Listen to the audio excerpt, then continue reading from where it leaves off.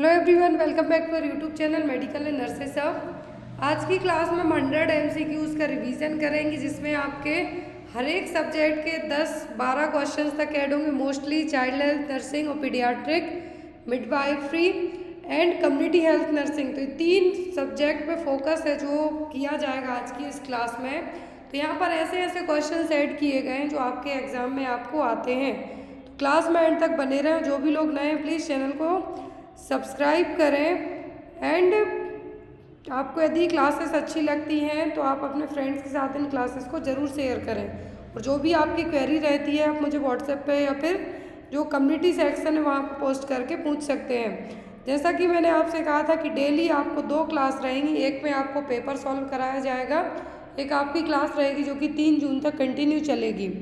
और जिनको भी नॉर्सेट, MP, UP, NHM, CHO कहीं के भी पेपर्स या फिर स्टडी मटेरियल लेना है, मेरे व्हाट्सएप नंबर पर कांटेक्ट करके ले सकते हैं। यदि हम बात करें कि आपको हर एक पर्सन इस पेपर्स को अफोर्ड कर सकते हैं, नहीं तो यस बिल्कुल इतना चीप प्राइस रखा गया है और उसमें आपका मोस्टली स्टडी मटेरियल है जो कवर हो जाता है। तो आप वो पेपर्स आपके लिए बहुत हद तक हेल्पफुल रहेंगे। जो भी सीरीज़ रहेंगी वो आपके लिए बहुत ज़्यादा इम्पोर्टेंट रहने वाली है।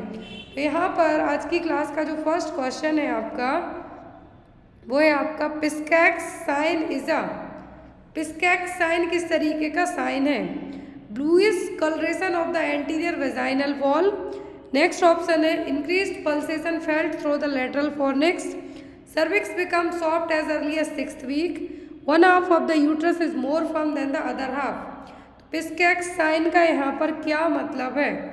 पिस्कैक्स साइन यहाँ पर, पिस्कैक्स साइन का मतलब यहाँ पे क्या है कि जो आपकी यूट्रस है एक साइड का हिस्सा ज़्यादा फर्म होगा as compare to other half के। यूट्रस मतलब कि गर्भाशय, तो गर्भाशय का आधा हिस्सा फर्म होगा, बहुत सॉफ्ट होगा और आधा नहीं होगा। वो साइन कहलाएगा आपका पिस्कैक्स साइन। कौन सा साइन? पिस्कैक्स साइन, जो कि कहा गया है इंडिकेशन ऑफ प्रेगनेंसी।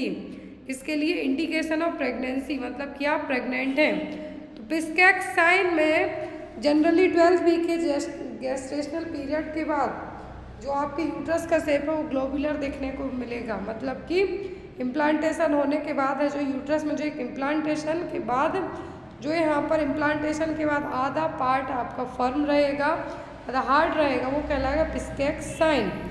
अब यहाँ पर one half of the uterus where the implantation occurred is firm while the other half is soft. तो आधा हार्ड हो जाएगा, आधा सॉफ्ट रहेगा। किसके कारण? इम्प्लांटेशन के कारण। तो ये साइन क्या कहलाएगा? Piskacek's sign. फिर चैडविक साइन का मतलब होता है bluish coloration of the anterior vaginal wall.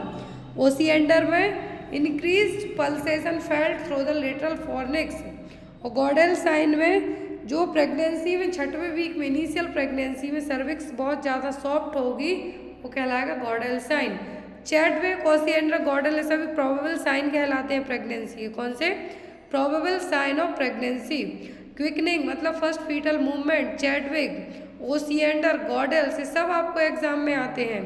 तो यहाँ पर पिस्कैक्स साइन का मतलब क्या हो गया कि प्रेगनेंसी में जब इम्प्लांटेशन होगा उस टाइम पर हाफ जो यूट्रस है कैसी होगी? फर्म होगी, और हाफ है जो सॉफ्ट होगी। Clear? Next one is the maximum amount of blood loss during the pregnancy is, sorry delivery. तो डिलीवरी के बाद है जो कितना अमाउंट ब्लड लॉस्ट होगा, कितने ml होगा? 100 ml, 250 ml, 300 ml या फिर 500 ml। तो प्रेगनेंसी के बाद है जी, डिलीवरी के बाद यदि ब्लड लॉस की बात करें हम तो 500 ml कंसीडर किया जाता है कि नॉर्मली है। लेकिन जब भी यही ब्लड 500 ml से ज़्यादा लॉस्ट हो जाए तब ये कहलाता है पोस्टपार्टम हेमरेज। क्या कहलाएगा? पोस्टपार्टम हेमरेज और PPH। तो नॉर्मल पूछें कि maximum amount of blood loss during the delivery, तो 500 ml नॉर्मल डिलीवरी या डायरेक्ट इस तरीके से क्वेश्चन आए जैसा आपको स्क्रीन पे दिख रहा है, तो आपको कहना है 500 ml। यदि सिजेरियन सेक्शन में कहें तो 1000 ml और 1 लीटर।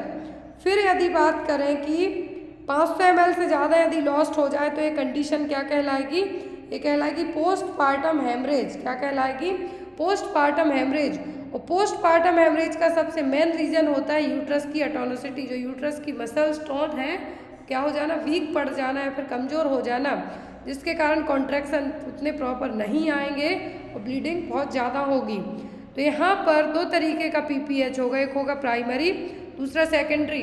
प्राइमरी होगा कि डिलीवरी मतलब लेबर पेन आने के बाद से लेके डिलीवरी हुई उसके 24 घंटे के अंदर यदि 500 ml से ज़्यादा ब्लड लॉस हो गया तो वो कहलाएगा पीपीएच प्राइमरी। लेकिन यदि सेकेंडरी की बात करते हैं हम तो 24 घंटे से ज़्यादा हो जाए और 6 वीक तक डिलीवरी हो जाए, पूरे puerperium period above 24 hour of delivery and 6 week तक, 24 घंटे के बाद से लेके 6 वीक तक जो ब्लीडिंग होगी वो 500 ml से ज़्यादा हो जाए तो वो कहलाएगी सेकेंडरी पीपीएच। अब यहाँ पर जो सबसे कॉमन कॉज होते हैं पीपीएच का वो होता है अटोनिसिटी। क्या है? अटोनिसिटी। दूसरा सेकेंडरी पीपीएच का होता है रिटेंड प्लेसेंटा। प्राइमरी पीपीएच का तो हो गया अटोनिसिटी ऑफ यूट्रस, सेकेंडरी पीपीएच का मेन रीज़न होता है क्या? रिटेंड प्लेसेंटा, मतलब 30 मिनट से ज़्यादा हो गया प्लेसेंटा बाहर नहीं आया या फिर प्लेसेंटा बाहर आ गया उसके बाद भी कुछ पार्ट्स प्लेसेंटा के अंदर रह जाएं तो वो होगा सेकेंडरी पीपीएच के लिए रिस्पॉन्सिबल। आई होप आपको ये क्वेश्चन बहुत ही अच्छे से क्लियर हो गया हो।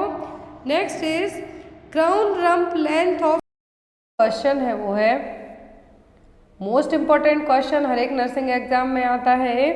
क्वेश्चन है यहाँ पर detection of high level of alpha fetoprotein in the mother's blood indicate that developing baby has. तो यदि आपका ब्लड सीरम टेस्ट किया जाता है तो उसमें यदि स्पेशली प्रेगनेंसी में अल्फा फीटोप्रोटीन AFP का लेवल हाई है, दैट मीन्स जो बच्चा है डेवलपिंग फीटस से बेबी उसको कौन सी सिचुएशन डेवलप हो रही है वो यहाँ पर ये टेस्ट आपको प्रेजेंट करेगा यदि AFP का लेवल हाई है तो। ऑप्शन में NTD that means neural tube defect, VSD ventricular septal defect, delayed skeleton development या फिर डाउन सिंड्रोम। अब यहाँ पर दो ऑप्शन ऐसे हैं जिनमें आप कंफ्यूज भी हो सकते हैं और नहीं भी हो सकते हैं जिन्होंने अच्छे से पढ़ा है तो यदि यहाँ पर हाई लेवल पूछते हैं अल्फा फीटोप्रोटीन का लेवल हाई होता है मदर के सीरम में और ब्लड में तो क्या होगा, बच्चे को जो डेवलपिंग बेबी है उसको न्यूरल ट्यूब डिफेक्ट होने के चांसेस है, NTD उसको डेवलप हो रहा है। और यदि हम इसी NTD को प्रिवेंट करना चाहते हैं डेवलपिंग बेबी में तो बिफोर कंसीव करने से पहले और कंसेप्शन के टाइम से ही माँ को क्या देना स्टार्ट करते हैं, फॉलिक एसिड, क्योंकि जो स्पाइनल कॉर्ड की ट्यूब होती है वो बनने में क्या हेल्प करेगा, फॉलिक एसिड। तो उसी से हम क्या कर सकते हैं, बेबी को न्यूरल ट्यूब डिफेक्ट से प्रिवेंट कर सकते हैं। और यदि यही क्वेश्चन आपको एग्जाम में आता है कि लो लेवल है AFP का लेवल यदि लो है, जो नॉर्मल रेंज है उससे कम है तो क्या होगा, बेबी को डाउन सिंड्रोम। ये क्वेश्चन आपको याद रखना है। जो 5th मंथ में एनोमली स्कैनिंग होती है जनरली उसमें सभी चीज़ें पता चल जाती हैं, लेकिन अल्फा फीटोप्रोटीन का लेवल कैसे पता चलेगा, ब्लड सीरम टेस्ट से। तो यहाँ पर बहुत सारी चीज़ें हैं जो जैसे कि NTD हो गया, डाउन सिंड्रोम हो गया, ये सभी 5th मंथ जो एनोमली स्कैनिंग उसमें भी पता चल जाती हैं, लेकिन जो AFP का लेवल यदि आपको बात की जाए तो ब्लड सीरम टेस्ट से ही ये पता चलेगा। फिर मैंने आपको बताया था क्वाड्रिपल टेस्ट, ट्रिपल टेस्ट और डबल मार्कर टेस्ट, सभी जितनी भी क्रोमोसोमल एबनॉर्मलिटीज़ होती हैं उनके लिए किया जाता है। जो 2nd क्लास गायनिक की ली थी उसमें मैंने पूरे टेस्ट भी आपको बताए हुए थे, तो आप एक बार उस क्लास को भी देख लें। तो यहाँ पर अल्फा फीटोप्रोटीन में दोनों चीज़ें याद रखनी है आपको, लेवल हाई होगा तो NTD और लो होगा तो down syndrome, trisomy 21। Next one is after delivery uterus discharge some blood debris and cells, it is called lochia. If the lochia color is red that means it's a which kind of lochia। तो हमने पढ़ा है 3 type का lochia होता है, rubra, serosa, Alva. अब यदि यहाँ पर रेड कलर का दैट मीन्स क्या है, इनिशियल डे, जो स्टार्टिंग डिलीवरी के आफ्टर जो टाइम है उस टाइम का लोचिया है, क्योंकि डार्क रेड कलर का है तो ये क्या कहलाएगा, ये होगा रूब्रा। क्या होगा, ये रूब्रा। यहाँ पर ये देखिए कुछ चेंजेस दिए हुए हैं लोचिया के टाइप में। ये क्या है, पोस्टम जो आफ्टर परपीरियम पीरियड जिसको हम कहते हैं उसमें होगा ये सीक्रेशन।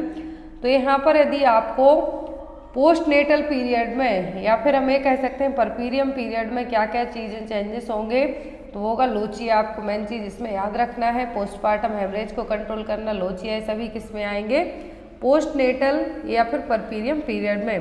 तो यहाँ पर लोचिया 3 टाइप का होता है, रूब्रा, सेरोसा, अल्वा।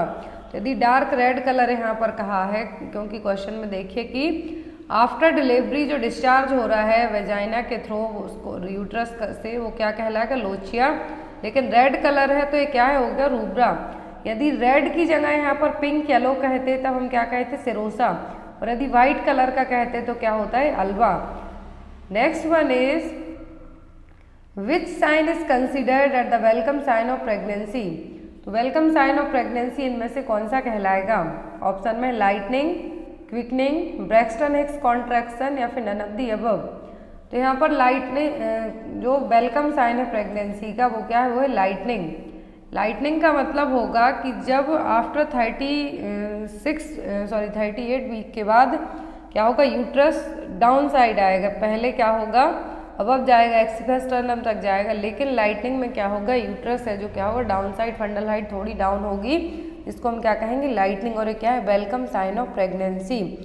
फिर आता है क्विकनिंग। तो क्विकनिंग का मतलब होता है कि जो मदर को बेबी के फर्स्ट फीटल मूवमेंट फील होते हैं वो, तो जनरली ये 20 वीक की प्रेगनेंसी में फील होने लगते हैं मदर को। तो यहाँ पर ये भी आपको एग्जाम में आता है क्विकनिंग, कि first fetal movement that is felt by the mother, it's known as the quickening. और वेलकम साइन क्या है प्रेगनेंसी में, लाइटनिंग। ब्रैक्सटन हिक्स कॉन्ट्रैक्शन, जिसको हम फॉल्स लेबर पेन भी कह सकते हैं, यूट्राइन कॉन्ट्रैक्शंस फील होंगे लेकिन ये फॉल्स लेबर के लिए होंगे, ना कि ट्रू लेबर के लिए। Next one is all are the cause of teenage pregnancy except. तो टीनेज प्रेगनेंसी का मतलब होगा कि जो 10 to 13 ईयर के बीच में जो प्रेगनेंसी कंसीव हो जाती है, जनरली वो आएंगी यहाँ पर एडोलेसेंट्स प्रेगनेंसी और टीनेज प्रेगनेंसी। तो इनका कॉज सब होंगे, रीजन सब होंगे, किसी एक को छोड़कर। ऑप्शन में है early marriage, rape of minors, lack of contraceptives, well educated family.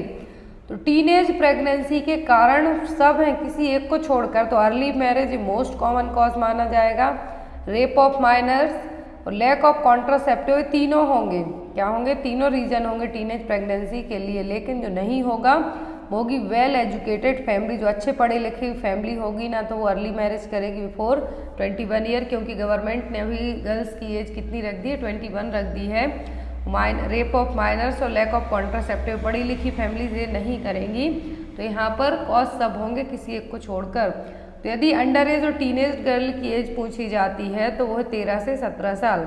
कितना, 13 से 17 साल की एज में जो गर्ल्स प्रेग्नेंट होंगी वो टीनेज प्रेगनेंसी या फिर अंडर एज प्रेगनेंसी में आ जाएंगी। Next one is a condition in which tight foreskin can't be pulled back over the head of the penis. Most important question है, वेरी वेरी इंपॉर्टेंट क्वेश्चन है आपके लिए, कि ऐसी कंडीशन जिसमें फोरस्किन पेनिस पर क्या होगी, वापस रिट्रैक्ट नहीं होगी, उसके लिए क्या कहेंगे, फिमोसिस, हाइड्रोसील, एम्फोसील या फिर सर्कमसीजन। तो foreskin can't be pulled back retract over the head of the penis, that means ये क्या है, फिमोसिस। फिर आता है क्या है, फिमोसिस है। याद रखना, इतना एक ही लाइन आपके लिए काफ़ी, याद रखना, foreskin can't be pulled back retracted over the head of the penis. पूरा याद ना भी हो तो यहाँ पर foreskin can't be pulled back, penis के ऊपर जो फोरस्किन है वो वापस नहीं जाती है, तो उसको क्या कहेंगे हम, फिमोसिस। इसको हम कैसे ट्रीट कर सकते हैं, जनरली सर्कमसीजन करके इसको ट्रीट किया जा सकता है। नेक्स्ट है यहाँ पर हाइड्रोसील और ओम्फेलोसील, तो ये भी देख लेते हैं हम। तो हाइड्रोसील का मतलब होगा swelling in the scrotum, fluid collect होगा टेस्टिकल के सराउंडिंग, तो क्या होगा, स्क्रोटम में जो स्वेलिंग होगी उसको हम क्या कहेंगे, हाइड्रोसील। क्योंकि न्यूबॉर्न बेबी में जनरली 1 साल की एज के अंदर ही विदाउट ट्रीटमेंट के डिसअपियर हो जाएगा। तो हाइड्रो का मतलब क्या होगा, फ्लूइड, और सील्ड से यहाँ पर मतलब क्या है, स्क्रोटम के चारों तरफ स्वेलिंग होना। ये क्यों होगी, क्योंकि टेस्टिकल के चारों ओर क्या हो गया, फ्लूइड कलेक्ट हो गया है। एम्फेलोसील का मतलब होगा birth defect of the abdominal valley wall. Omphalocele की इमेज आपको एग्जाम में आ सकती है, आंसर आपसे पूछा जा सकता है कि ये है क्या। तो हाइड्रोसील का मतलब क्या होगा, स्वेलिंग इन द स्क्रोटम। क्या है, स्वेलिंग इन द स्क्रोटम। क्यों हो रही है, क्योंकि फ्लूइड कलेक्ट हो रहा है टेस्टिकल के चारों तरफ। लेकिन ओम्फेलोसील डिफरेंट टर्म है। एम्फेलोसील का मतलब है कि birth defect of the abdominal wall, जो एब्डोमिनल वॉल है यहाँ पर बर्थ डिफेक्ट होना, जिसके कारण इन्फेंट्स के जितने भी एब्डोमिनल ऑर्गन हैं, क्योंकि एब्डोमिनल वैली वॉल पर क्या है, डिफेक्ट है, तो यहाँ पर क्या होगी, ऑर्गन बहुत ही थिन लेयर से कवर्ड रहेंगे, जो कि ट्रांसपेरेंट सैक हो सकता है, ओपन भी हो सकता है कभी भी, या फिर नहीं भी हो सकता है। तो यहाँ पर इस तरीके से आपको पूरे ऑर्गन दिखाई देंगे जो एब्डोमिनल ऑर्गन है। इसमें स्मॉल इंटेस्टाइन, लिवर और जो भी अदर ऑर्गन बेली लाइन से चिपके हुए होंगे वो सभी यहाँ पर आपको एक ट्रांसपेरेंट लेयर में दिखाई देंगे। तो ये क्या है, ओम्फेलोसील। नेक्स्ट वन इज, तो यहाँ पर ओम्फेलोसील की इमेज याद रखनी है। एग्जाम में मेनली आपको डायरेक्ट नहीं आता है क्वेश्चन, आपको इमेज दी जाती है और पूछा जाता है कि है क्या। Next one is, what treatment method are used to treat for atonicity of uterus. तो एटोनिसिटी ऑफ यूट्रस को ट्रीट करने के लिए कौन सी मेथड अपनाई जाती है। ऑप्शन में oxytocin infusion, injection Methergine IV, massage of uterus या फिर ऑल ऑफ दी अबव। तो मैं बता दूं कि एटोनिसिटी ऑफ यूट्रस का मतलब होगा कि जो यूट्राइन मसल्स हैं उनमें इतनी टोन, दैट मीन्स इतनी टोन और पावर नहीं बची है कि वो वापस से क्या हो सके, नॉन प्रेग्नेंट स्टेट में रिवर्ट हो सके। तो यहाँ पर एटोनिसिटी ऑफ यूट्रस का मोस्ट कॉमन कॉज है जो प्राइमरी पोस्टपार्टम हेमरेज है उसके लिए। और एटोनिसिटी ऑफ यूट्रस के लिए हम कैसे ट्रीट करेंगे, तो ऑक्सीटोसिन से, मिथार्जिन से और यूट्रस की मसाज करके सभी क्या हो जाएंगे, ट्रीट करने के लिए मेथड मानी जाएंगी। तो एटोनिसिटी क्या है, मोस्ट कॉमन कॉज है पीपीएच का। यदि एग्जाम में आपको आता है कि पीपीएच का मोस्ट कॉमन रीजन क्या है, तो वो atonicity of uterus, primary atonicity of uterus. दूसरा है retained placenta, that means after delivery के बाद प्लेसेंटा के कुछ बाइट्स हैं, कुछ पार्ट्स हैं, वो क्या रह जाते हैं, रिमेनिंग रह जाते हैं यूट्रस में। तो यहाँ पर यदि प्राइमरी का पूछें तो एटोनिसिटी होगा एटोनिसिटी ऑफ यूट्रस। यदि सेकेंडरी पीपीएच का पूछें तो रिटेंड प्लेसेंटा। और मैनेज कैसे करेंगे हम एटोनिसिटी ऑफ यूट्रस को, ऑक्सीटोसिन इन्फ्यूजन से, मिथार्जिन से और यूट्रस की मसाज करके। Next one is, what is the name of the cell that release during the ovulation. तो ओव्यूलेशन के टाइम पर कौन सी सेल्स रिलीज होंगी, उगोनिया, स्पर्मेटोगोनिया, सेकेंडरी oocytes या फिर primary oocytes। Most important question है, ओव्यूलेशन के टाइम पर जब एग रिलीज होगा तो कौन सी सेल है जो रिलीज होंगी, तो वो होंगी सेकेंडरी oocytes। क्या होंगी, सेकेंडरी oocytes, जो कि इमेच्योर ओवम है आफ्टर ओव्यूलेशन के बाद। तो यहाँ पर आपको याद रखना है कि कौन सी सेल रिलीज हो रही है ओव्यूलेशन में, secondary oocyte। Next one is, और सेकेंडरी oocytes या फिर ओवम जिसको हम कहेंगे, तो सबसे बड़ी सेल है ह्यूमन बॉडी की। Next one is, during first 6 week of pregnancy which organ secrete the hormone progesterone. Question ध्यान से देखिए कि प्रेगनेंसी के फर्स्ट 6 वीक में कौन सा ऑर्गन प्रोजेस्टेरोन को रिलीज करेगा। ऑप्शन में अम्ब्लाइकस, डेसिडुआ, प्लेसेंटा या फिर कॉर्पस ल्यूटियम। तो यहाँ पर एंडोमेट्रियम के लिए, प्रेगनेंसी में एंडोमेट्रियम के लिए क्या टर्म यूज़ किया जाता है, डेसिडुआ। और यहाँ पर जो प्लेसेंटा क्या है, ये परमानेंट ऑर्गन नहीं है, टेम्पररी ऑर्गन होगा जो कि मदर और बेबी के बीच में जो कनेक्शन रखेगा। तो यहाँ पर फर्स्ट 6 वीक में जो ऑर्गन सीक्रेट करेगा प्रोजेस्टेरोन हार्मोन को, वो होगा कॉर्पस ल्यूटियम, जो कि ओवरी से होगा। तो यहाँ पर आपको याद रखना है कि नॉर्मल प्रेगनेंसी के लिए कौन सा हार्मोन रिस्पॉन्सिबल है, तो वो है प्रोजेस्टेरोन। आफ्टर 6 वीक की प्रेगनेंसी के बाद, तो फर्स्ट 6 वीक तो क्या करेगा, प्रोजेस्टेरोन कौन रिलीज करेगा, कॉर्पस ल्यूटियम। लेकिन आफ्टर 6 वीक है जो कौन, ये जो प्रोजेस्टेरोन रिलीज करने लगेगा, प्लेसेंटा है जो इस हार्मोन को रिलीज करेगा। Next one is, PGE1 is also known as. तो PGE1 का दूसरा नाम क्या है, डायनोप्रोस्टोन, डेनोप्रोस्ट, मिफेप्रोस्टोन या फिर मीजोप्रोस्टोल। ये सभी हैं जो गायनिक में यूज होने वाली मेडिसिन है।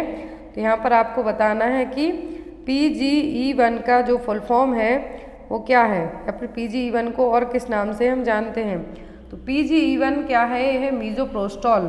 क्या है, मीजोप्रोस्टोल, जो कि जनरली अबॉर्शन के लिए भी यूज़ की जाती है, प्रोस्टेट कैंसर के लिए भी यूज़ की जाती है, इसके अलग अलग यूज़ होते हैं। तो यहाँ पर प्रोस्टाग्लैंडिन E1 ये क्या है, यहाँ पर misoprostol. Next one is, a women who never given birth to a child. तो ऐसी लेडी जिसने कभी भी बच्चे को जन्म नहीं दिया है वो क्या कहलाएगी, नल्लीपेरा, नली ग्रेविडा, प्रीमीपेरा या फिर मल्टीपेरा। तो ऐसी वुमेन जिसने कभी भी बच्चे को जन्म नहीं दिया है वो क्या कहलाएगी, नल्लीपेरा। क्या होगी, नल्ली पैरा। और नल्ली ग्रेविडा का मतलब होगा कि वो कभी भी प्रेग्नेंट नहीं हुई है। यहाँ पर never given birth to a child, that means pregnant हुई है लेकिन उसने कभी बच्चे को जन्म नहीं दिया, हो सकता मिड प्रेगनेंसी में अबॉर्शन हो गया हो। लेकिन नली ग्रेविडा का मतलब होगा कि वो कभी भी प्रेग्नेंट नहीं हुई है। प्रीमी पैरा का मतलब होगा फर्स्ट टाइम प्रेग्नेंट हुई है। मल्टी पैरा का मतलब होगा मोर देन 1 और 2 टाइम से भी ज़्यादा बार प्रेग्नेंट हुई है। तो पैरा जुड़ जाता है, दैट मीन्स बच्चे को जन्म नहीं दिया है। ग्रेविडा का मतलब होगा कि प्रेग्नेंट नहीं हुई है। Next one is the extreme softening of cervix during the first trimester of pregnancy is known as. तो सर्विक्स का बहुत ज़्यादा सॉफ्ट होना फर्स्ट ट्राइमेस्टर ऑफ प्रेगनेंसी में क्या कहलाएगा? Goodell sign, Chadwick sign, Osiander sign या फिर क्विकनिंग। तो सर्विक्स का एक्सट्रीमली सॉफ्टनिंग होना फर्स्ट ट्राइमेस्टर ऑफ प्रेगनेंसी में क्या कहलाएगा? Goodell sign. अब यहाँ पर जितने भी दिए हुए हैं क्या है? प्रोबेबल साइन है प्रेगनेंसी के, जो कि एग्जामिनर नोट करेगा। 3 टाइप के साइन पढ़े हमने। फर्स्ट आता है प्रिजम्पटिव, जो कि हम प्रिज्यूम करेंगे कि हम प्रेग्नेंट हैं, उसमें एमनोरिया आ जाएगा, हो सकता है प्रेगनेंसी हो या ना हो। दूसरे आते हैं प्रोबेबल, जो कि एग्जामिनर नोट करेगा। फिर आते हैं पॉजिटिव, जो कि कन्फर्मेटरी साइन है, जो प्रेगनेंसी के माने जाएंगे। तो यहाँ पर गॉडेल साइन का मतलब क्या है? Softening of cervix. चैडविक का मतलब होता है ब्लूइश और ब्लूइश कलर ऑफ वेजाइना और सर्विक्स, जो कि बहुत ज़्यादा वेस्कुलाइजेशन के कारण होगा। हैगर साइन का मतलब होगा softening of lower uterine segment. क्या है? Softening of lower uterine segment क्या है? Hegar sign. और यहाँ पर फिर आता है बलोटमेंट। क्या है? बलोटमेंट एग्जाम में क्वेश्चन आता है कि method of diagnosing the pregnancy in which the uterus is pushed with a finger to feel whether a fetus moved away and returns again। तो ये क्या है? Ballottement. Next one is the amount of elemental iron in 1 iron tablet for mother is. ये question exam में आता है। मैंने आपको 2 दिन पहले की क्लास में आप देखिए तो मैंने वहाँ पर आपको WIFS और आयरन एनीमिया मुक्त प्रोग्राम है जो बताया था, उसमें चीज़ें बताई थी आपको। तो यहाँ पर क्वेश्चन है कि एलिमेंटल आयरन का कितना अमाउंट होगा। एक जो आयरन की टेबलेट होती है मदर को दी जाती है, ऑप्शन में 60 mg, 60 ग्राम, 50 ग्राम या फिर 50 mg। तो जो एलिमेंटल आयरन होता है उसमें 1 टेबलेट में कितना अमाउंट होगा आयरन का? तो वो होगा 60 mg। Next one is the abnormal condition in which the umbilicus is inserted through the membrane of placenta is known as. तो ऐसी एबनॉर्मल कंडीशन जिसमें क्या है? अम्बलाइकस इंसर्ट है कहाँ से? मेम्ब्रेन ऑफ प्लेसेंटा से। जनरली सेंटर से होना चाहिए, लेकिन ये क्या है? प्लेसेंटा की मेम्ब्रेन के थ्रू इंसर्ट हुई है, तो ये क्या कहलाएगा? बेटलडोर, प्लेसेंटा प्रीविया, वेलामेंटस इंसर्शन या फिर मार्जिनल। तो यहाँ पर एक क्वेश्चन एग्जाम में चारों ऑप्शन में से 4 क्वेश्चन आपके आ सकते हैं एग्जाम में। चलिए यहाँ पे देखते हैं। फर्स्ट आप क्वेश्चन समझिए कि एक एबनॉर्मल कंडीशन है जिसमें अम्बलाइकस कहाँ से इंसर्ट हुई है? मेम्ब्रेन ऑफ प्लेसेंटा से, सेंट्रल पार्ट से होना चाहिए, जो कि कहाँ से हुई है? मेम्ब्रेन से, प्लेसेंटा की मेम्ब्रेन से इंसर्ट हुई है, तो क्या कहलाएगा? बेलामेंटस इंसर्शन। क्या हो गए? बेलामेंटस इंसर्शन। इस तरीके से नॉर्मली प्लेसेंटा में कहाँ से होगी? सेंटर पार्ट से। लेकिन ये देखिए मेम्बर्स जो मेम्ब्रेन से ही क्या हो रही है? इंसर्ट हो रही है। कॉर्ड कहाँ से इंसर्ट हो रही है? फीटल मेम्ब्रेन के यहाँ से ही प्लेसेंटा में इंसर्ट हो रही है। 2 सरफेस होती है, फीटल, मैटरनल। लेकिन यहाँ पर देखिए बाहरी साइड से ही, मेम्ब्रेन से ही अटैच होती हुई इंसर्ट हो रही है कॉर्ड। तो क्या है यहाँ पर? वेलामेंटस इंसर्शन। अब आता है प्लेसेंटा मार्जिनल कॉर्ड इंसर्शन। तो इसमें अम्बलाइकल कॉर्ड कहाँ से? प्लेसेंटा के सेंटर पार्ट से ना लेके जो मार्जिन है, साइड में मार्जिन है, वहाँ से ही इंसर्ट होगी। तो क्या है? मार्जिन। जब यहाँ पर कॉर्ड है कहाँ से इंसर्ट होगी? The cord can be inserted as close to 2 centimetre from the edge of the placenta. तो यहाँ पर एज ऑफ द प्लेसेंटा का मतलब है मेम्ब्रेन से इंसर्ट होती है, तो ये क्या होगा? Velamentous insertion. Next one is in the second stage of labour which of the following injection is given to improve the uterine contraction. तो सेकेंड स्टेज ऑफ लेबर में यूट्राइन कॉन्ट्रैक्शन को इम्प्रूव करने के लिए कौन सा इंजेक्शन दिया जाएगा? सेकेंड स्टेज ऑफ लेबर क्या कहलाती है? बेबी एक्सपल्सन स्टेज, जो कि कंप्लीट 10 सेंटीमीटर सर्वाइकल डायलेटेशन से लेके बेबी एक्सपल्सन की स्टेज है, वो क्या है? Second stage of labour. और सेकेंड स्टेज ऑफ लेबर में ही प्रॉपर इम्प्रूव्ड यूट्राइन कॉन्ट्रैक्शन की जरूरत पड़ती है। कौन सा इंजेक्शन दिया जाता है? ऑक्सीटोसिन, जो कि पीपीएच को भी प्रिवेंट करेगा, प्रॉपर यूट्राइन कॉन्ट्रैक्शन आएंगे जिससे बेबी की वेजाइनल डिलीवरी पॉसिबल रहेगी। तो यहाँ पर यूट्राइन कॉन्ट्रैक्शन को अच्छे से लाने के लिए, इम्प्रूव करने के लिए कौन सा इंजेक्शन दिया जाएगा? Oxytocin. Next one is corpus luteum of pregnancy is active till. तो प्रेगनेंसी में कॉर्पस ल्यूटियम कब तक एक्टिव होता है? जो कि प्रोजेस्टेरोन हार्मोन को रिलीज करता है, ओवरी का पार्ट है। तो कॉर्पस ल्यूटियम प्रेगनेंसी में कब तक एक्टिव रहेगा? 6 to 10 weeks, 12 to 14 weeks, 16 to 18 weeks या फिर 20 to 25 वीक्स। तो यहाँ पर कॉर्पस ल्यूटियम का काम क्या है? प्रोजेस्टेरोन को रिलीज करना। और प्रेगनेंसी में कब तक एक्टिव रहेगा? 12 to 14 वीक्स के, क्योंकि आफ्टर द क्या कौन रिलीज करेगा? यही हार्मोन प्रोजेस्टेरोन, तो करेगा placenta. Next one is the most sensitive marker to predict pre term labour is. Pre term labour का मतलब है कि बिफोर 37 वीक के जो लेबर पेन आना स्टार्ट हो जाते हैं, डिलीवरी होगी, वो क्या है? Pre term labour. तो प्री टर्म लेबर को प्रिडिक्ट करने के लिए कौन सा है जो एक सेंसिटिव मार्कर होगा? Cervical length, serum ferritin, ferning test या फिर फाइब्रोनेक्टिन। तो यहाँ पर फर्निंग टेस्ट और फाइब्रोनेक्टिन दोनों एग्जाम में आपको आते हैं। तो यहाँ पर फर्निंग टेस्ट भी प्री टर्म लेबर को डिटेक्ट करने के लिए यूज़ किए जाते हैं, लेकिन यहाँ पर जो फर्निंग टेस्ट जनरली ओव्यूलेशन के लिए किए जाते हैं, फर्टिलिटी के लिए किए जाते हैं। तो यहाँ पर प्रिडिक्ट करने के लिए कि प्री टर्म लेबर हो सकता है, वो क्या है? फाइब्रोनेक्टिन क्या है? एक बायोकेमिकल मार्कर है जो कि प्रिडिक्ट करने के लिए, दैट मीन्स कि बिफोर 37 वीक के भी डिलीवरी हो सकती है। तो क्या हो जाएगा? बायोकेमिकल मार्कर और सेंसिटिव मार्कर हो जाएगा फाइब्रोनेक्टिन। तो यहाँ पर आपका राइट आंसर क्या होगा? Fibronectin. Next one is the major contributor of amniotic fluid is.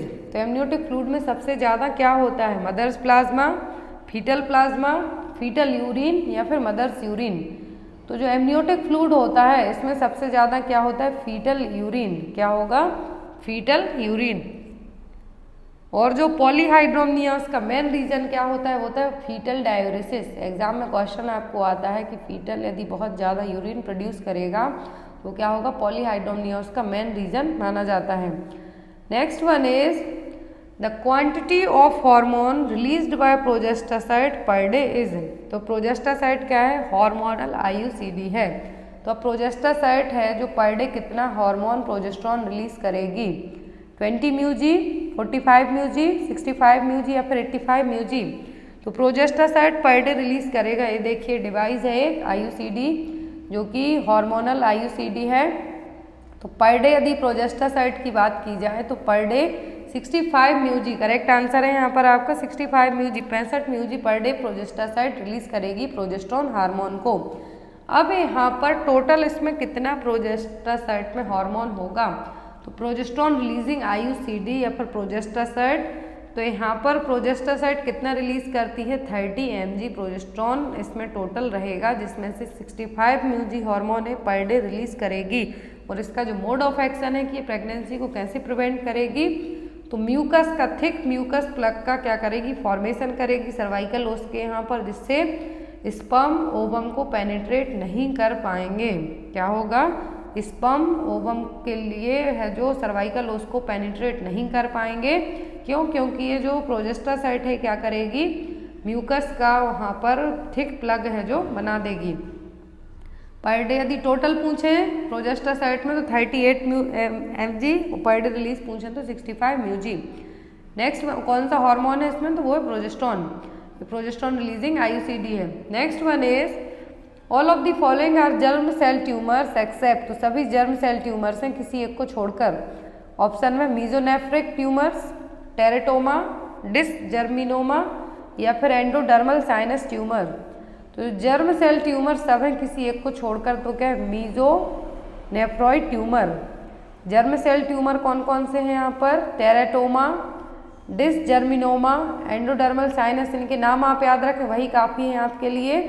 Embryonal carcinoma, polyembryoma, choriocarcinoma and mixed forms. लेकिन मीजोडर्मल के नाम आप याद रखेंगे, जिसको हम एपिथेलियल ट्यूमर भी कह सकते हैं। तो जर्म सेल का मतलब है यहाँ पर ऐसे ट्यूमर्स जनरली, और यहाँ पर मीजोनेफ्रॉइड पूछे तो एपिथेलियल ट्यूमर की जो जनरली कैटेगरी में आएंगे, जैसे कि अनकॉमन ट्यूमर ऑफ ओवरी और highly malignant tumour. Next and most important question, Moschcowitz repair is done for. तो मॉस्कोविट्ज रिपेयर किसके लिए यूज किया जाएगा? Vault prolapse, enterocele, chronic inversion of uterus या फिर एडिनोमायोसिस। तो मॉस्कोविट्ज रिपेयर किसके लिए यूज किया? दैट मीन्स ट्रीट करने के लिए, रिपेयर करने के लिए किया जाएगा। तो ये कंडीशन होगी एंटेरोसील। क्या होगी ये? एंटेरोसील और स्मॉल बाउल प्रोलैप्स, जो कि एक पेल्विक ऑर्गन प्रोलैप्स जिसको हम कह सकते हैं। ये देखिए यहाँ पर प्रोलैप्स के टाइप दिए हुए हैं। तो जब यहाँ पर नॉर्मल एनाटॉमी इस तरीके से होगी, यहाँ पर फर्स्ट इमेज देखिए, क्वेश्चन एग्जाम में आते हैं रेक्टोसील, एंटेरोसील और सिस्टोसील। तो यहाँ पर जो एंटेरोसील है, इसमें क्या होगा कि जो पेल्विक ऑर्गन है, एंटेरोसील में पूरे बाउल प्रोलैप्स या फिर पेल्विक ऑर्गन है, कहाँ पर प्रोलैप्स होते हैं? वेजाइना में। तो इसको हम क्या कहेंगे? एंटेरोसील। अब यहाँ पर यदि ब्लैडर प्रोलैप्स होता है वेजाइना में, तो यूरिन लीक होगी वेजाइना के थ्रू, तो वो क्या कहलाएगा? सिस्टोसील।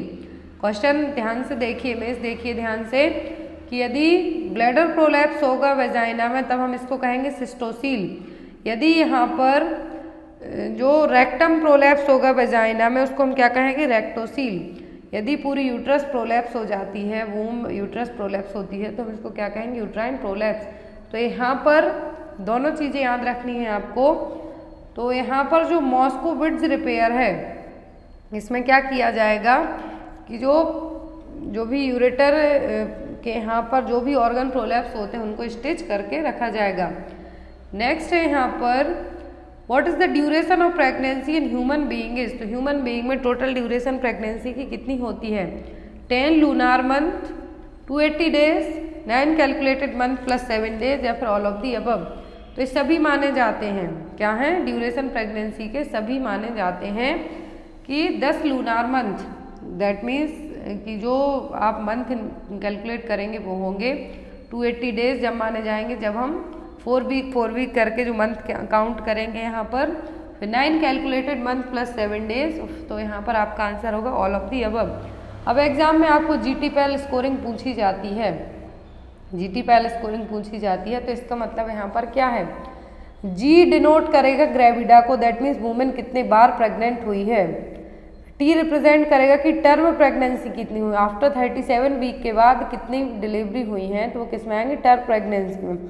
बिफोर 36 वीक और आफ्टर 20 वीक के बाद जो डिलीवरी हुई है, वो किस में आएंगे? प्री टर्म में। अबॉर्शन का मतलब है कि कितनी प्रेगनेंसी 20 वीक के पहले ही क्या हो गई हैं, या तो अबॉर्शन हो गए हैं या फिर टर्मिनेट हो गई हैं। कितने लिविंग चिल्ड्रन हैं, अभी जिंदा बच्चे हैं, लिविंग हैं, तो वो क्या है? L में। तो क्या होगा? GTPAL scoring. GTPAL स्कोरिंग में आपको यदि G2 दे दें, that means gravida 2 times, T1 दे दें तो एक टर्म प्रेगनेंसी हो चुकी है पहले, प्री टर्म P1 दे दें, 2 दे दें, that means pre term pregnancy. Abortion में 0 कर दें, दैट मीन्स कभी अबॉर्शन नहीं हुआ है। यदि प्रीमी पैरा है, प्रीमी ग्रेविडा है, तो L में 0 कर दें, तो क्या होगा? लिविंग बच्चे अभी उसके नहीं हैं। Next one is Nagel's formula is used for calculation of EDD in pregnancy. What is the correct formula of EDD calculation? तो जनरली Nagel's formula यूज किया जाता है EDD को कैलकुलेट करने के लिए। Estimated date of delivery in pregnancy, तो यहाँ पर EDD का करेक्ट फॉर्मूला क्या है? ऑप्शन है यहाँ पर, eight 7 days to the first day of your LMP and subtract 3 month. Add 3 days to the first day of your LMP and subtract 2 month.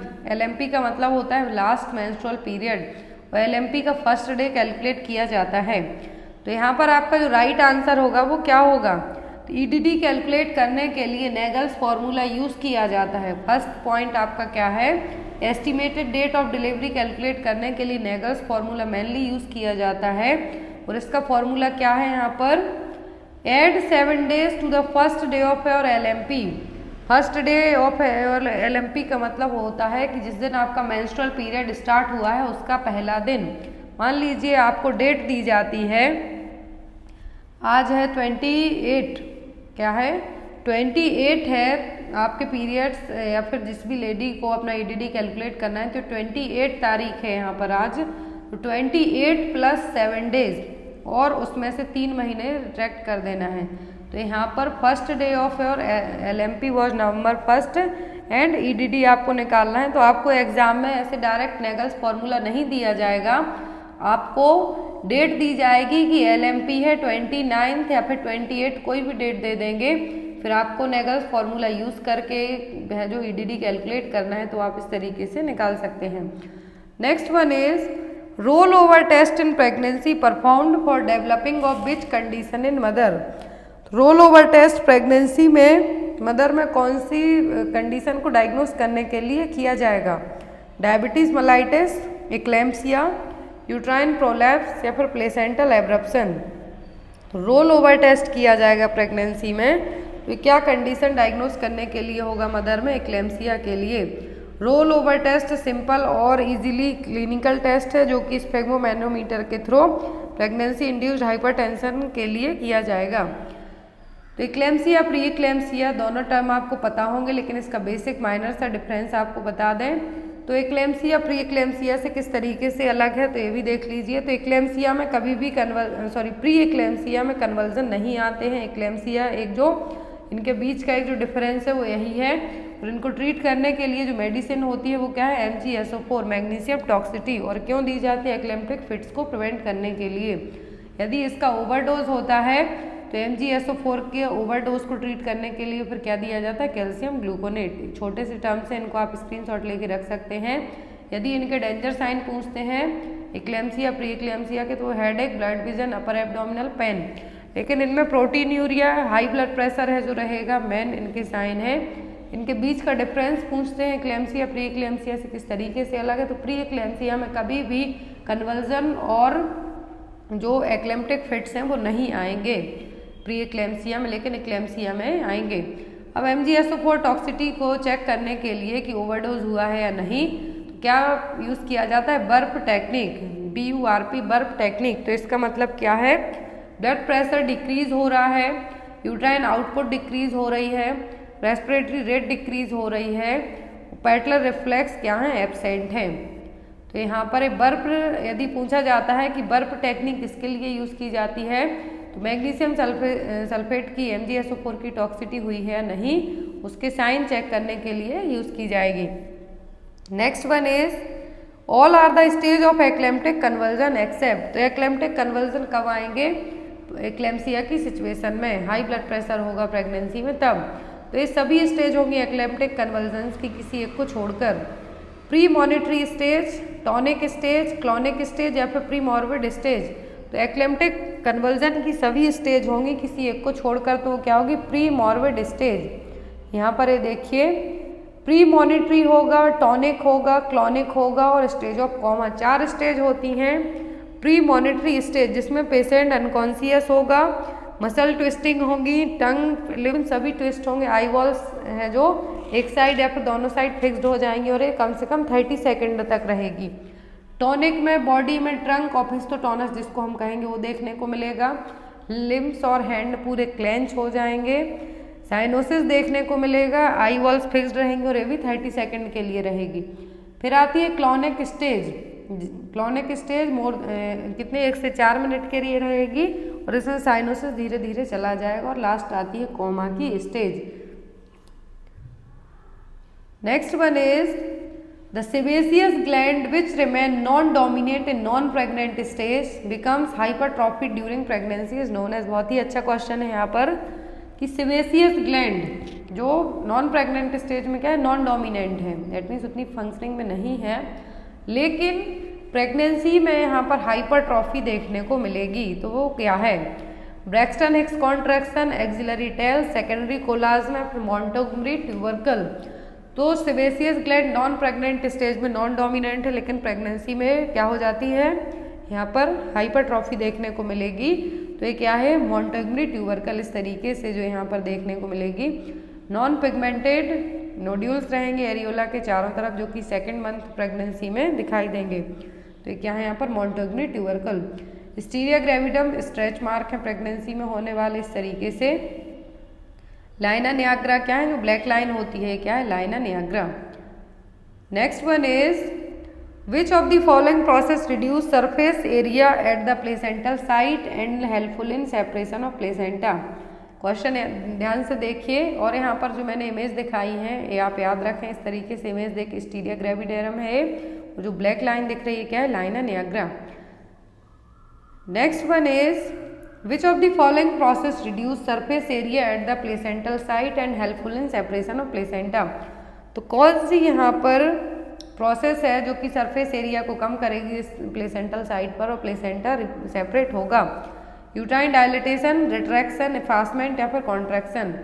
तो कौन सा यहाँ पर प्रोसेस होगी जिससे सरफेस एरिया कम होगा और प्लेसेंटल साइट से और प्लेसेंटा इजीली सेपरेट हो पाएगा, तो वो होगी retraction. Next one is method of placental separation. When placenta separate from the centre it is known as. ये क्वेश्चन मैंने आपको कल ही दोनों मेथड पढ़ाई है, पेरिफेरल और सेंट्रल रीजन से। तो अब यहाँ पर क्वेश्चन है कि सेंटर पार्ट से यदि प्लेसेंटा सेपरेट होता है तो कौन सी मेथड होगी प्लेसेंटल सेपरेशन की। डनकन मेथड, स्लट्ज मेथड, नैगल्स रूल या फिर जॉन्स मेथड। तो यहाँ पर जो मेथड होगी प्लेसेंटा सेंटर पार्ट से सेपरेट हो रहा है तो वो होगी स्लट्ज मेथड। और यदि यही पेरिफेरल वे से क्या होता, सेपरेट होता, तब हम कहते हैं इसको मैथ्यू। तो यहाँ पर डनकन मेथड कहेंगे कब, जब पेरिफेरल वे से सेंटर पार्ट पेरिफेरल रीजन से इस तरीके से होता, लेकिन ये सेंटर पार्ट से हो रहा है तो क्या है, स्लट्ज मेथड। यहाँ पर साइन यदि प्लेसेंटल सेपरेशन के 3 मोस्ट कॉमन साइन होते हैं, एग्जाम में दिए जाते हैं, क्वेश्चन एक्सेप्ट करके आता है।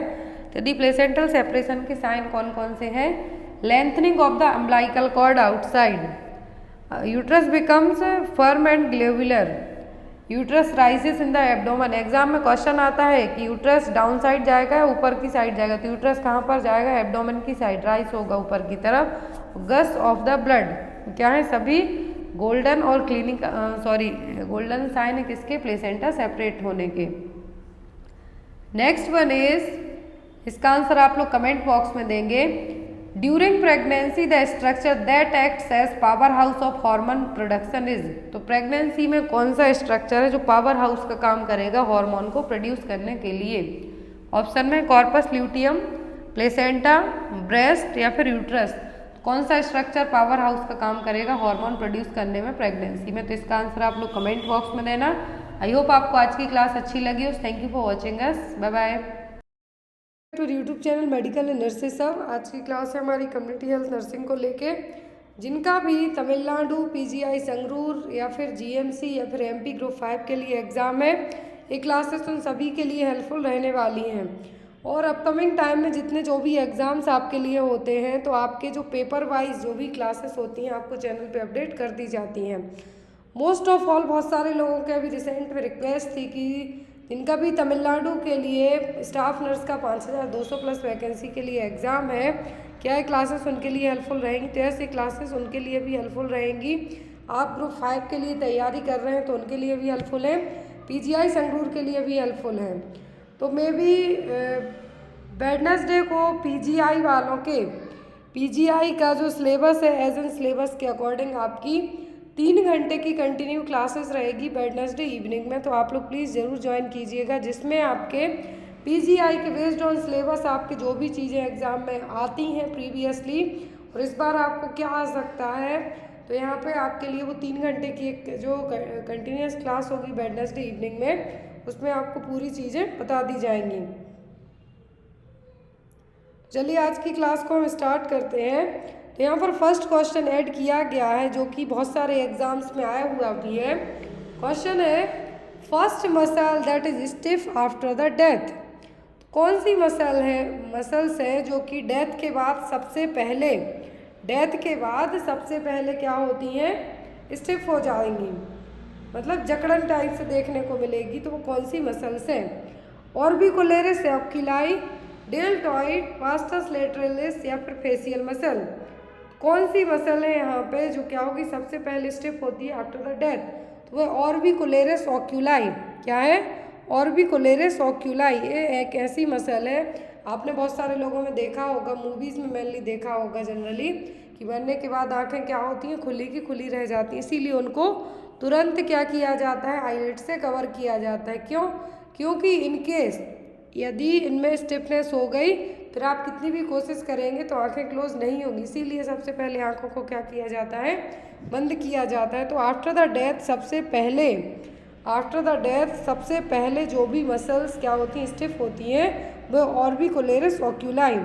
अब यहाँ पे बहुत सारी स्टेप बाय स्टेप होते हैं जो आपको एग्जाम में आते हैं डेथ को लेके। इवन आपके एग्जाम में मरने को लेके भी यदि क्वेश्चन आते हैं तो आपको चीज़ें पता होना चाहिए। राइगर मॉर्टिस मतलब होगा body stiffness after the death. क्या है? Body stiffness after the death. मरने के तुरंत बाद जब बॉडी में स्टिफनेस देखने को मिलेगी तो वो स्टेज कहलाती है राइगर मॉर्टिस। फिर होती है अल्गार मॉर्टिस। अल्गार मॉर्टिस में क्या होगा, gradually decrease body temperature after the death.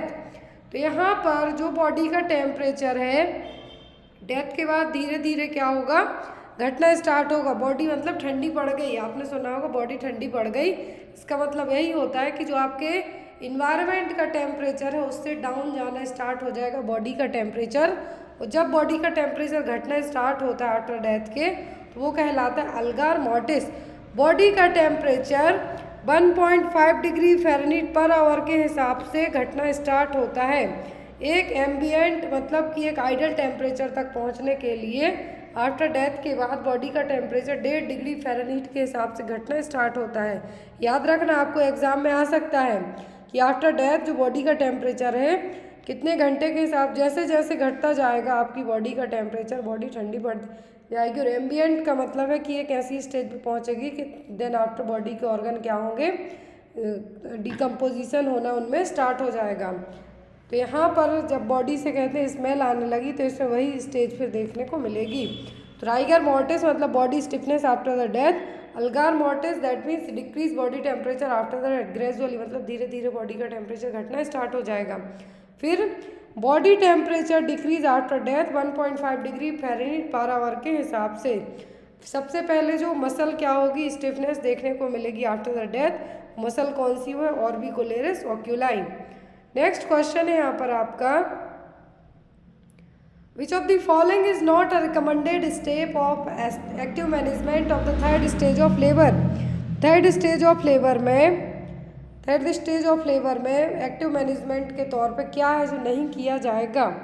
Administration of uterotonic drug immediately after fetal delivery, controlled cord retraction without any delay delivering the placenta immediately followed by fetal expulsion, या फिर massaging the uterine funds. तो यहाँ पर कहा है third stage of labour. सबसे पहले तो आपको पता होना चाहिए कि तीसरी स्टेज में क्या होता है। तो पहली स्टेज में सर्विक्स डायलेट होगी 0 सेंटीमीटर से लेकर 10 सेंटीमीटर तक, फुली सर्विक्स डायलेट होगी फर्स्ट में। सेकंड में बेबी एक्सपल जो फीटल है, फीटल का एक्सपल्सन होगा। फिर आती है तीसरी स्टेज जिसमें प्लेसेंटा बाहर आएगा। थर्ड स्टेज में प्लेसेंटा का एक्सपल्सन होगा। तो प्लेसेंटा एक्सपल्सन के बाद है जो यहाँ पे फर्स्ट ऑप्शन में कहा है कि यूट्रोटॉनिक ड्रग एडमिनिस्टर करेंगे फीटल डिलीवरी के बाद। तो यह से क्यों की जाती है? ताकि आप जो ब्लीडिंग है उसको प्रिवेंट कर सकें या फिर पोस्टमार्टम हेमरेज को प्रिवेंट कर सकें, ताकि यूट्राइन की जो यूट्राइन एटोनिसिटी है वो देखने को ना मिले। यूट्राइन एटोनिसिटी नहीं होगी तो पोस्टमार्टम हेमरेज भी नहीं हो पाएगा और यूट्रस प्रॉपर अपने सही शेप में रिवर्ट बैक हो जाएगी कुछ ही दिनों में, कुछ टाइम में। फिर आता है कंट्रोल्ड कॉर्ड ट्रैक्शन। बहुत ज़्यादा रिस्की होता है थर्ड मैनेजमेंट ऑफ स्टेज में कि कॉर्ड ट्रैक्शन होने से हमें क्या करना है, बचाना है। फिर यूट्राइन फंडस की मसाज की जाती है ताकि जो भी और कुछ मटेरियल बचा हुआ है उसको पूरा बाहर एक्सपल्सन उसका किया जा सके। फिर जो थर्ड ऑप्शन दिया है, कहा गया है without any delay delivering the placenta immediately followed by fetal expulsion. तो ऐसा नहीं है, पहले फीटल एक्सपल्सन होगा फिर प्लेसेंटा का एक्सपल्सन होगा। तो यहाँ पर आपका आंसर क्या होगा? Option number C. Clear? Next one है the average life span of a platelets. Platelets का, थ्रोम्बोसाइट्स का जो जीवन काल होता है वो कितना होता है? इरिथ्रोसाइट आरबीसी का सबको पता है कि 120 दिन का होता है। अब प्लेटलेट्स का पूछा है, जो कि क्लॉटिंग फैक्टर में मेन हेल्पफुल भूमिका अपनी प्ले करती हैं। तो ऑप्शन में 80 दिन, 60 दिन, 10 दिन या फिर 120 दिन। कितने दिन होता है average life span of platelets? तो वो होता है 7 to 10 डेज तक। कितना? 7 से 10 दिन तक एवरेज प्लेटलेट का जो जीवन काल होता है वो होता है life span 7 to 10 days. RBC का पूछा तो 120 डेज। नेक्स्ट वन है यहाँ पे क्वेश्चन आपका, what is the enuresis? Enuresis का मतलब क्या है? Involuntary loss of urine, involuntary voiding during sleep, increased volume of urine, excessive urination at night. तो एन्यूरेसिस का मतलब क्या है? एन्यूरेसिस का मतलब होगा आपका involuntary voiding during the sleep.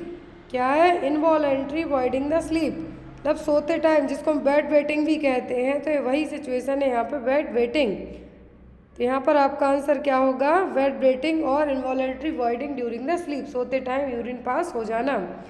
Next one is, which among the following is the infection of the skin caused by sarcoptes scabies?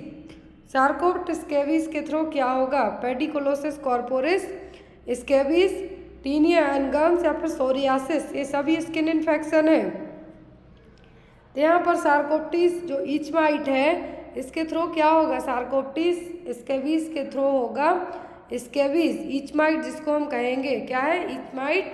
तो वो क्या कॉज करेगा? स्केबीज, जो कि इंग्वाइनल एरिया में, अंडर आर्म्स के यहाँ पे, आर्मपिट के यहाँ पे, नेक के यहाँ पे। तो ऐसे एरिया में स्केबीज इन्फेक्शन मेनली होता है जहाँ पर पसीना सबसे ज़्यादा आता हो। स्किन इन्फेक्शन तभी होते हैं जब आप अपनी बॉडी की प्रॉपर पर्सनल हाइजीन मेंटेन करके ना रखते हो तब। Next one is, impaired ability to coordinate movement is called. Impaired ability, body के मूवमेंट्स को प्रॉपर तरीके से कोऑर्डिनेट ना कर पाना, क्या एफेसिया है, एप्रैक्सिया है, अटैक्सिया है कि एक्नोसिया है? इस चारों टर्म किसी ना किसी एग्ज़ाम में आपको आते ही आते हैं। तो यहाँ पर कहा है कि जब भी टैक्सिया वर्ड जुड़ जाए, क्या है? टैक्सिया वर्ड जुड़ जाए, मतलब बॉडी के मूवमेंट को लेके बात हो रही। किसको? बॉडी के मूवमेंट को लेके बात की जा रही है। यदि अफेसिया जुड़ता है, मतलब जो भी लोग बोलते हैं उसको आप समझ नहीं पा रहे हैं, इनएबिलिटी टू अंडरस्टैंड और प्रोड्यूस द स्पीच, मतलब बोलने में प्रॉब्लम होना। फिर यहाँ पे आपको आता है एप्रैक्सिया। एप्रैक्सिया का मतलब है कि आप जो भी काम अपने हाथ पांव हिला के दिखा के करना चाहते हैं वो आपके नहीं हो पा रहे हैं। अटैक्सिया का मतलब impaired ability to coordinate the movement. फिर यहाँ पे आपको आता है एग्नोसिया। क्या है? एग्नोसिया। एग्नोसिया का मतलब है कि आप कोई भी चीज़ें, क्या है? कोई भी चीज़ें टच करके भी पहचान नहीं पा रहे हैं। या फिर loss of the ability to identify object और पर्सन, ये जनरली देखने को मिलता है साइकेट्रिक प्रॉब्लम वाले पर्सन में। तो यहाँ पर इम्पेयर्ड एबिलिटी है जिसमें आप पूरी बॉडी के मूवमेंट को कोऑर्डिनेट नहीं कर पा रहे हैं, तो क्या है? Ataxia. Next one is,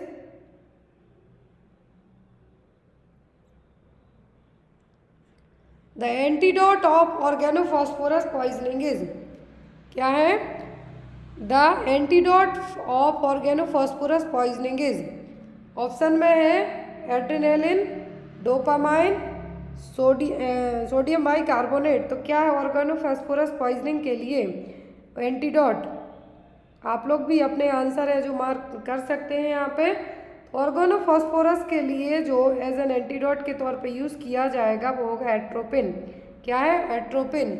charcoal है जो, यदि आपको चारकोल पूछा जाता है तो चारकोल एक यूनिवर्सल एंटीडोट है।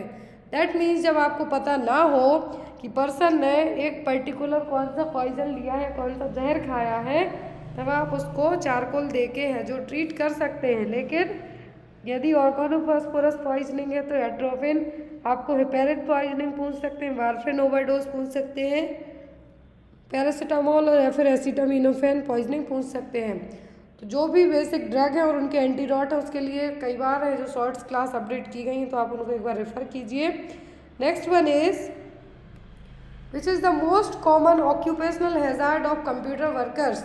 जो लोग लंबे टाइम तक कंप्यूटर पर बैठ के काम करते हैं उनके लिए क्या प्रॉब्लम हो सकती है? कैंसर, लंग डिसीज, कैटरेक्ट या फिर कार्पल टनल सिंड्रोम। जो भी लोग लॉन्ग टर्म तक क्या करते हैं, कंप्यूटर पर बैठ के काम करते हैं, तो उनको कार्पल टनल सिंड्रोम डेवलप होने के चांसेस सबसे ज़्यादा होते हैं। क्यों? क्योंकि जो पूरी आपकी नेक है और पूरी बैक है, लंबे टाइम तक जब भी आप कंप्यूटर पर काम करेंगे तो आपको क्या होगा? Carpal tunnel syndrome. Next one is diabetic insipidus is due to the deficiency of, सबको पता है डायबिटीज मेलाइटिस पूछे तो इंसुलिन, डायबिटीज इंसिपिडस पूछे तो किसकी कमी के कारण होता है वैसोप्रेसिन या फिर एंटी डायबिटिक हार्मोन की कमी के कारण। Next one is which of the following signs should be informed immediately during the antepartum period। तो एंटीपार्टम पीरियड में कौन सा साइन है जो आपको तुरंत डॉक्टर को क्या करना है? इन्फॉर्म करना है। Blurred vision, nasal stuffiness, breast tenderness या फिर कॉन्स्टिपेशन। तो यहाँ पर कहा गया है कि कौन सा साइन है जिसको आप तुरंत इमीडिएटली क्या करना है? इन्फॉर्म करना है डॉक्टर को। वो है यहाँ पे आपका ब्लड विजन। और ब्लड विजन ऐसा नहीं कि धुंधला दिख रहा है मतलब आप ठीक हैं, ये आपको एक्लेम्सिया या फिर प्री एक्लेम्सिया के कारण भी ऐसा हो सकता है। That means pregnancy induced hypertension. क्या है? प्रेगनेंसी इंड्यूस्ड हाइपरटेंशन के कारण भी ब्लड विजन देखने को मिल सकता है। इसीलिए क्या किया जाता है कि प्रेगनेंसी के टाइम पे स्पेशली एंटीपार्टम पीरियड पे आपको धुंधला दिख रहा है या फिर आपको बार बार यूरिन पास आउट कर रहे हैं आप, या फिर आपके लिए हेडेक हो रहा है, तो आप तुरंत अपने गायनेकोलॉजिस्ट से कांटेक्ट कीजिए। Next one is which of the following condition is caused by elevated intraocular pressure. तो इनमें से कौन सी कंडीशन है इंट्राऑक्यूलर प्रेशर के बढ़ने के कारण डेवलप होगी? ऑप्शन में है यहाँ पे आपको ग्लूकोमा, कैटरेक्ट, स्ट्रैबिस्मस या फिर मायोपिया। कौन सी कंडीशन डेवलप यहाँ पे आपकी होगी? तो वो होगी यहाँ पे आपकी ग्लूकोमा। क्या होगी? ग्लूकोमा में इंट्राऑक्यूलर प्रेशर बढ़ेगा, ऑप्टिक नर्व डैमेज होगी और आप अंधे हो जाएंगे। कैटरेक्ट में क्या होगा? ओपेसिटी छाएगी लेंस पर, जिसको मोतियाबिंद कहते हैं। कैटरेक्ट में क्या होगा? आपके लेंस है जो आइस लेंस, उस पर ओपेसिटी होगी, क्लाउडनेस देखने को मिलेगी। फिर यहाँ पर आपको स्ट्रैबिस्मस का मतलब होगा भैंगापन, आप देख कहीं रहे हैं, वो आपके मतलब देख आप सामने ही रहे हैं, सामने वाले को लगेगा कि आप कहीं और देख रहे हैं। Myopia, near sightedness. तो यहाँ पर इंट्राऑक्यूलर प्रेशर इसी एक केस में बढ़ेगा, वो है glaucoma. Next one is diminished intensity lower than 10 mm of Hg for duration shorted less than 20 to 30 second and presence of in the presence of good relaxation between contraction, although the interval between contraction is increased are the characteristics of। यहाँ पे कहा है कि intensity 10 mm of Hg से भी कम है, जो कि ड्यूरेशन 20 से 30 सेकेंड से भी कम है। गुड रिलैक्सेशन है कॉन्ट्रैक्शन के बीच में, जब दो कॉन्ट्रैक्शन आते हैं उसके बीच में एक बार रिलैक्सेशन भी हो। यूट्राइन एक्टिविटी है, हाइपोटोनिक यूट्राइन एक्टिविटी है, हाइपरटोनिक यूट्राइन एक्टिविटी है कि नॉर्मल यूट्राइन एक्टिविटी है। तो ये क्या है? तो ये कहलाएगा आपका हाइपोटोनिक। क्या है? Hypotonic uterine activity. और ये क्वेश्चन आया था UPNHM के एग्जाम में। कहाँ पे? UPNHM के एग्जाम में। Next one is which of the following is the presenting part of brow presentation. तो ब्रो प्रेजेंटेशन में प्रेजेंटिंग पार्ट कौन सा होगा? Posterior fontanelle and the orbital ridge, posterior fontanelle and the chin, anterior fontanelle and the chin या फिर anterior fontanelle and the orbital ridge. Brow presentation में presenting part क्या होगा? जो एक नॉर्मल प्रेजेंटेशन होता है वर्टिक्स प्रेजेंटेशन, फेलिक्स प्रेजेंटेशन और वर्टिक्स प्रेजेंटेशन मतलब हेड डाउन। लेकिन जब ब्रो प्रेजेंटेशन होगा प्रेजेंटिंग पार्ट होगा orbital ridge, anterior fontanelle and the orbital ridge. मतलब होगा यहाँ पर जैसे देखिए फर्स्ट इमेज दी गई है कि सबसे पहले फेस आएगा, जो प्रेजेंटिंग पार्ट है मतलब सिम्फाइसिस प्यूबिस के यहाँ पे जो सबसे पहला पार्ट बाहर की तरफ निकलेगा वो क्या है? फेस हो गया। ब्रो में क्या होगा कि जो ऑर्बिटल रिज है, क्या है? ऑर्बिटल रिज यहाँ पे सबसे पहले आएगा। ब्रीज प्रेजेंटेशन में क्या होंगे, बटक सबसे पहले प्रेजेंटिंग पार्ट में रहेंगे, और यदि शोल्डर प्रेजेंटेशन की बात करें तो सबसे पहले शोल्डर रहेंगे। जो एक आइडियल नॉर्मल वेजाइनल डिलीवरी के लिए यदि प्रेजेंटेशन पूछते हैं तो वो होता है वर्टेक्स प्रेजेंटेशन। क्या है, vertex presentation. Next is how long does the luteal phase last for a women in menstrual cycle. Luteal phase कितने टाइम की होगी मेंस्ट्रुअल साइकिल में, आपने फेज पढ़ी है मेंस्ट्रुअल साइकिल की। ल्यूटियल फेज पूछा है कितनी होगी, 10 दिन की, 12 दिन की, 14 दिन की कि 16 दिन की। ये फेज होती है 14 दिनों की। कितने दिन की, 14 दिन की luteal phase. Next is a broad curved area in which fallopian tubes connect to the uterus, it's called। तो एक ब्रॉड कर्व्ड एरिया होगा जहाँ पर फैलोपियन ट्यूब कनेक्ट होगी यूट्रस से, तो क्या है, कॉर्पस, स्थमस, सर्विक्स या फिर फंडस। तो यहाँ पर ब्रॉड एक कर्व शेप एरिया होगा जहाँ पर फैलोपियन ट्यूब कनेक्ट होती है यूट्रस से, वो एरिया कहलाता है ट्यूब या फिर यूट्राइन ट्यूब। अब यहाँ पे क्वेश्चन में आपको कहा गया है कि कर्व्ड एरिया, तो ये रहा ब्रॉड और कर्व्ड शेप एरिया, इसको क्या कहेगा, फंडस ऑफ द यूट्रस। क्या कहेंगे, फंडस ऑफ द यूट्रस। फिर यहाँ पे आपकी ओवरीज रहेंगी, फिमरीज अटैच रहेंगी ओवरी से। नेक्स्ट वन इज द, यहाँ पे आपके क्वेश्चन के पहले आप जान लीजिए, एग्जाम में आपको आता है साल्पिंजाइटिस, मतलब फैलोपियन ट्यूब का इन्फेक्शन और इन्फ्लामेशन।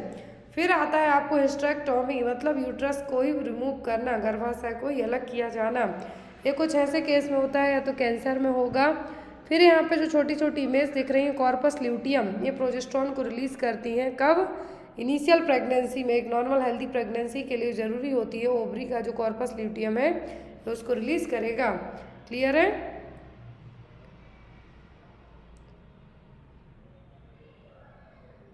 नेक्स्ट वन है यहाँ पे आपका question, what is the cervical dilatation in the transition phase of labour. ये मैंने आपको एक दिन और पढ़ाया था कि किस फेज में कितना सर्विक्स का डायलेटेशन होगा। तो यहाँ पे कहा है कि सर्वाइकल डायलेटेशन वो भी ट्रांजिशनल फेज में कितना होगा। ऑप्शन में 1 से 3 सेंटीमीटर, 1 सेंटीमीटर, 3 से 7, 8 से 10 या फिर 0 to 3। तो सर्विक्स का डायलेटेशन होता है, वो होता है 8 से 10 सेंटीमीटर। एक्टिव, लेटेंट और ट्रांजिशन, तो एक्टिव में होता है 0 से 3, फिर 3 to 7 एंड 8 to 10। तो ये क्या है, transitional phase of labour. Next one is during which phase will the contraction last about 60 to 90 second in a normal first stage of labour.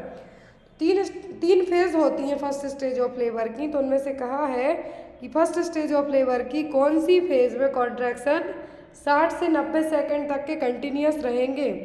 Latent, conduction, transition या फिर एक्टिव। 3 फेज होती है, active, latent और transition. तो ये होते हैं transitional phase, last phase रहेगी फर्स्ट स्टेज की जिसमें कॉन्ट्रैक्शन 60 से 90 सेकेंड तक कंटिन्यूस रहेंगे, जो कि लास्ट फेज होती है। जो कॉन्ट्रैक्शन आ रहे हैं सर्विक्स डायलेट होने के लिए, तो फर्स्ट स्टेज ऑफ लेबर में आएंगे। तो फर्स्ट स्टेज ऑफ लेबर की जो ट्रांजिशनल फेज है इसमें 60 से 90 सेकेंड तक है जो क्या रहेंगे, कॉन्ट्रैक्शन है जो आते रहेंगे। Next is in embryology which part of Mullerian duct forms the uterus. तो एम्ब्रियोलॉजी में कौन सा पार्ट है जो कि मलेरियन डक्ट्स को बनाएगा। Second part which lies horizontally and across the splateral Wolffian duct anteriorly. Third part which is vertical and joints its counterpart in the midline. First part which is vertical या फिर mesonephric duct. तो यहाँ पर ऐसा नहीं है कि embryology period कब तक का होता है, अर्ली प्रेगनेंसी में भी 10 वीक तक का पीरियड है जो एम्ब्रियोलॉजी में कंसिडर किया जाता है। अब यहाँ पर मुलेरियन डक्ट फॉर्म होगी जो कि बाद में यूट्रस को बनाएगी। तो ये होता है थर्ड पार्ट। कौन सा, third part which is vertical and joints its counterpart in the mid line. तो क्या बनाएगा, यूट्रस को बनाने का काम करेगी कौन, मुलेरियन डक्ट। या तो आपको ऐसा आ सकता है कि मुलेरियन डक्ट आगे जाके क्या बनाएगी, तो ये बनाएगी यूट्रस, या फिर कब बनाएगी, तो थर्ड पार्ट में जब vertical which is vertical and joints its counterpart in the midline.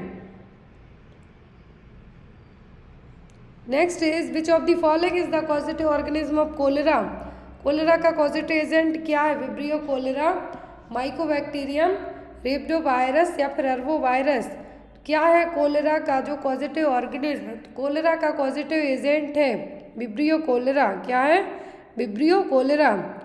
Next one is which of the following is the hormonal IUD. तो हार्मोनल आईयूडी कौन सी है? मल्टीलोड, 250, नोवाटी, मिरेना या फिर पैरागाइड। तो 3 तरीके की आईयूडी होती हैं। एक होती है कॉपर टी वाली जिसमें 380 आ जाएगा आपका।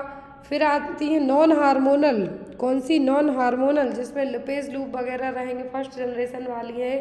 सेकंड में आपकी आईयूडी आ जाएंगी जैसे कि 380 हो गया जो 10 साल तक लगाई जाएंगी।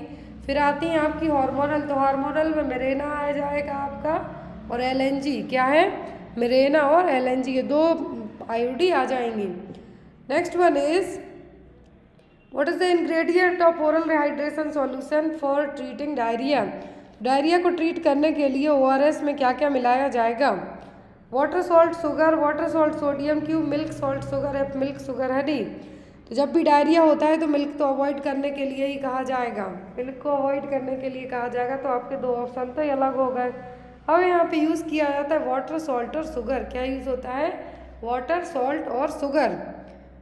Next one is which is a measure of health burden including both reduction in life expectancy and diminished quality of life. यहाँ पर एक हेल्थ बर्डन मेजर किया जाएगा जिसमें लाइफ एक्सपेक्टेंसी की कमी और आपकी जो क्वालिटी ऑफ लाइफ है वो किस तरीके से कम होती जा रही है, वो चीज़ें मेजर होंगी। फर्स्ट है health adjusted life expectancy, disability free life expectancy, quality adjusted life year या फिर डिसेबिलिटी एडजस्टेड लाइफ ईयर। तो यहाँ पर रिडक्शन की बात हो रही है, डिमिनाइज्ड की बात हो रही है, मतलब सब चीज़ें कमी करने की बात हो रही है। तो ये आपका काउंट होगा किसमें? Disability adjusted life year. आपको फुल फॉर्म भी आ सकता है डेली का और क्वेली का। तो QALY quality adjusted life year हम आगे पढ़ेंगे। यहाँ पर disability adjusted life years. Next one is what are the 4 principle of community diagnosis. तो कम्युनिटी डायग्नोसिस के 4 प्रिंसिपल कौन से हैं? Initiation, data collection, diagnosis, identification या फिर identification, diagnosis, prescribing and data analysis. Initiation, data collection, data identification and data analysis. तो community diagnosis के 4 principle होते हैं। फर्स्ट वन इज इनिशिएशन, दूसरा डेटा कलेक्शन, फिर आता है आपका डायग्नोसिस और चौथा होता है डिसेमिनेशन। क्या है? इनिशिएशन, फिर डेटा कलेक्ट करना है, डेटा कलेक्ट करके डायग्नोस करनी है सिचुएशन, फिर उसको किस तरीके से आप डिसेमिनेट कर सकते हैं। तो यहाँ पे आपके आंसर में क्या आएगा? ऑप्शन नंबर सी। नेक्स्ट है यहाँ पर आपको what disability adjusted life year daily is. अभी हमने पढ़ा, यहाँ पर ये रहा क्वेश्चन कि डिसेबिलिटी एडजस्टेड लाइफ ईयर जिसमें सब रिड्यूस हो रहा है। अब यहाँ पे है आपका 1 disability adjusted life year is. तो अब डेली क्या है?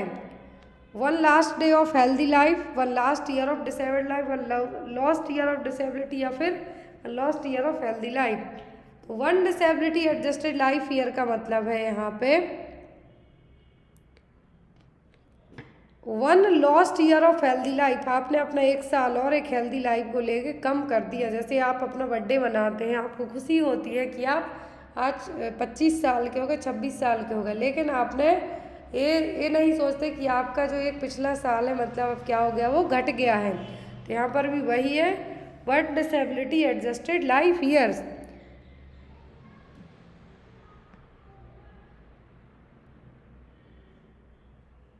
Next one is a nursing diagnosis of ineffective peripheral tissue perfusion would be validated by which of the following। यहाँ पर पेरिफेरल टिश्यू परफ्यूजन हुआ है, तो यहाँ पर अब आप क्या करेंगे? Absent posterior tibial and pedal pulse, carotid pulse stronger of the left side than the right, regular apical pulse या बाउंडिंग रेडियल पल्स। तो यहाँ पर इनफेक्टिव पेरिफेरल टिश्यू परफ्यूजन हुआ है, तो आप यहाँ पर कैसे उसको नोट डाउन करेंगे? तो यहाँ पर आपका आंसर होगा absent posterior tibial and pedal pulses, क्योंकि टिश्यू परफ्यूजन के कारण आप यहाँ पे पल्स चेक नहीं कर पाएंगे। Next is bags of which colour are use to segregate the cytotoxic waste and discarded medicine. कौन से बैग हैं जो सेग्रीगेट करने के लिए यूज़ किए जाएंगे? साइटोटॉक्सिक वेस्ट या फिर डिस्कार्डेड और जो भी मेडिसिन एक्सपायर्ड हुई हैं उनके लिए। ब्लैक, येलो, वाइट या फिर रेड। कौन से कलर का बैग है जो इस्तेमाल किया जाएगा, तो वो होगा कौन सा, येलो कलर का bag. Next is which solution is used to clean the slough area of decubitus ulcer. Decubitus ulcer के लिए जो स्लफ एरिया है वो कैसे क्लीन करेंगे आप। Hydrochloric acid HCl diluted with distilled water, hydrogen peroxide dilution with distilled water, sulfuric acid with distilled water या nitric oxide with distilled water।